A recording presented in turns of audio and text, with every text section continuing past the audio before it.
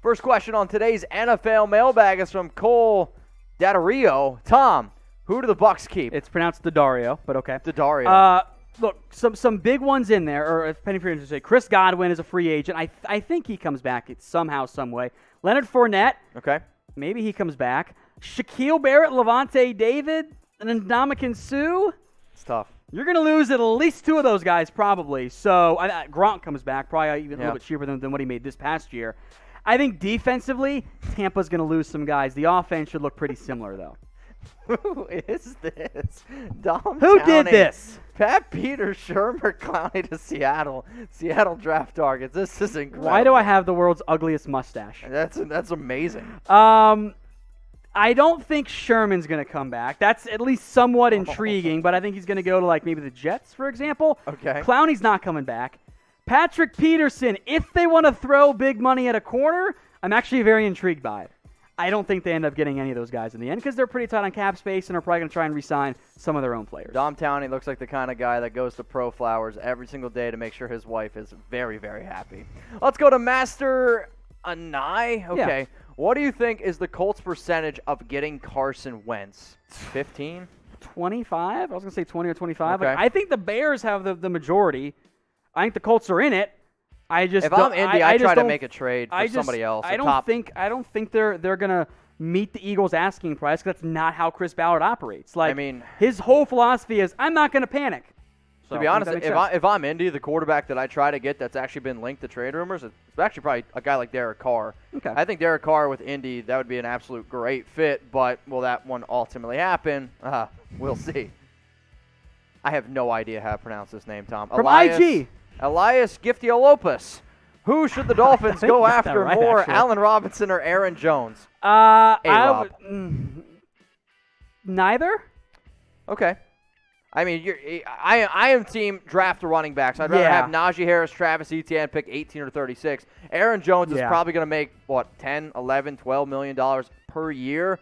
And for Miami, it didn't work out with Breida and Jordan Howard. Sure, very different types of players, but I'm going to avoid paying a running back. I'd rather go out and get Allen Robinson. But if you make me pick one, give me A-Rob. But if you're going to spend big on the offensive line. Joe Thuney, Brandon Scherf, Motton, that's probably the route I'd go if I was Miami. This next one's coming in from Sean Knight. Should Seattle pay big money to bring guard like Joe Thuney or Brandon Scherf? Perfect timing. Possibly. I think where things get tricky for Seattle is if you're throwing, let's just say, $15 million at one of these guards, I think is a fair market price for them. Yep. You got to free up that money. Now, you could do it by, restructuring Bobby Wagner and Wilson to bring down their cap hits this year, kick money down the road when the salary cap goes way up. But it's so dicey to invest so much in just one spot. I think it's probably worth it in the end. I would consider it. But here's what ends up happening, right? What happens if a team like the Jets, for example, and let's say Scherf re-signs with Washington, and it's just Joe Thuney out there. You're going to get in a bidding war with the Jets, who have just all of the money available, desperately wanted Joe Thuney last year anyway before he got franchise tagged last second. You're not going to probably win a bidding war if you're Seattle. True. So what I think they might choose to end up doing, although I like the idea of going after a big name, is try and find another Brandon Shell. Okay. Very cost-effective. He wasn't elite by any means, but you know what? He wasn't that bad. He wasn't a disaster. And I think if you can find one of those guys, then you have some more flexibility once you get into round 2 or round 4 for Seattle, since they're adding picks, to find good value at the offensive line, not be pigeonholed into spending in that particular pick. So let us know, who do you want your favorite team to go out and sign in free agency? If you want to do this as, hey, shout out your favorite team, and then let us know who you want to sign, it's easier for us to see who it is. So go down in the comments, seriously, reply, let us know, who do you want your favorite team to go out and sign in 2021 free agency? It's going to be a fun off-season. We're going to be keeping you guys updated. So, seriously, let us know. We're going to bring in Peter Geitman. Do the Packers draft Bateman or Marshall or trade a second and a third for Hollywood Brown? I don't think the Ravens are going to bail on Marquise Brown already. I'm with you. So, although second and third is a reasonable value, though, so I'll give you good fit, too. Yeah, I'll give you some points there, Peter. I think Marshall fits what they want in a receiver, someone who has the traits to be a vertical downfield threat. That's just how they value receivers, although they like to spend mid to late round picks, not early round picks on that spot. What up, Dakota? Does the New England draft a rookie or get a veteran quarterback like Mitch Trubisky, Carson Wentz, etc.? Trubisky in New England sounds terrible to me in all honesty because they got no playmakers. So ESPN wrote an article 2 days ago about the most realistic fit for New England. They actually had it listed as Marcus Mariota, who is technically a veteran quarterback at age 26. They wanted the mobile quarterback in Cam Newton. I mean, if I had to pick, though, between Wentz, Mitch Trubisky, and Mariota in terms of contracts, I'd actually probably go with a guy like Mariota. Okay. All right, Super Chat time. Let's go to David Jones. Falcons trade down options. I like Merrick. Yeah, Trevon Merrick, the safety from TCU. If you're trading down for him, you're moving down really like far. 20 spots, which is fine if that's the route you want to go. I mean, I don't even think he goes in the first round. I think there's a chance he goes back into round 1. I mean, we've seen safeties go there before. Sure. I'm fine if that's the guy you want. You got to move way down to make it worthwhile because I don't think he's off the board in the top 20. Now, maybe a team like Washington gets desperate for a quarterback and they move up and give you a haul. You could take Merrick at 19 there. I'm on board with that plan. You get enough picks back to make it worthwhile, but I don't think Merrick should be I don't think he's going to be in their top 10 or maybe even top 15 of the Falcons board. All right, y'all. So today's show presented by Pro Flowers. Let the professionals take care of your loved ones on Valentine's Day. It's coming up. Don't be the person that doesn't have anything to give, I don't know, your wife, your daughter, your mother on this special day. They have amazing arrangements of different types of flowers, roses, tulips. I mean, the amount of flowers that they have, it's literally in their name. Maybe you need a charcuterie board. Luckily for you, still can't believe you know what that is. I can't spell it, though. So that's why we made the link chatsports.com/flowers and not chatsports.com/charcuterie because I would have no idea how to get there. But maybe you got a sweet tooth. We'll hook you up there. If you also want flowers and candy, because apparently that's going to make every girl out there happy, go to chatsports.com/flowers. The bottom line is this. 2020 was a hell of a year. Let's hopefully 2021's a little bit better. Show your loved ones that you're thinking about them. 15% off your order. Chatsports.com/flowers. Tom, I can't wait to see what you get me on Valentine's Day. I'm getting you absolutely nothing. Debatable. All right, let's go to this next one. Coming in here from Mark. What up, Mark? Hey, guys, the Packers will make the playoffs again in 2022, and the Vikings miss out by 1 game. If they improve at all this offseason, do you agree? What about 2021? Pretty realistic. I think that's what he meant. Okay. Because we're in 21 now, so I get it. Years are tricky. I think that's fair. Oh, yeah. I think in terms of reasonable predictions, that's certainly one of them. I think Minnesota could be better, but that's still Green Bay's division to lose right now. Tristan Brown, you're next up here. Will a team throw the bag at AB? If it's filled with dicks, probably. No, I don't think they do. I think he's back in Tampa with Tom Anybody Brady. Get that reference? Yes, I got that joke. He's still not a good guy. I don't want him on my team. I'm sorry. I think he's smart. He's just going to end up sticking with a guy he's going to stay with Brady. He and Brady likes him, and that's going to give Antonio Brown more chances in the NFL. All right, let's go to Corey Childs. How many Super Bowls will the Tampa Bay Buccaneers win in the next 5 years? Over, under, you guys can chime in the comments section. 0.5. It's so don't let Tom Brady ruin the perspective for you. It's so difficult. It is difficult winning the Super Bowl. At some point Brady's going to stop unless my tweet of it's now 2049 and Brady with robotic arms is winning Super Bowl still. It's really difficult. They're going to lose some key pieces. If the offensive line gets hurt, they're in trouble. They're going to be a good team again next year. I put them number 1 on our power rankings for a reason. Yep. It's really tough to win a Super Bowl though. It really is. Ask the Dallas Cowboys. Ask just about any team. All right, we got a super chat coming in from Sports Fam. Okay, what would you do if you were Seattle's GM to put the team in the best position next season? I would restructure a bunch of my contracts. I would reduce the cap hits for key players like Russell Wilson, Bobby Wagner, etc., so that I could pay some free agents and re-sign some guys to make my team as good as possible now. Screw the future. Cap's going up. I'm not worried about that because once Wilson retires, I'm going to try to rebuild anyway.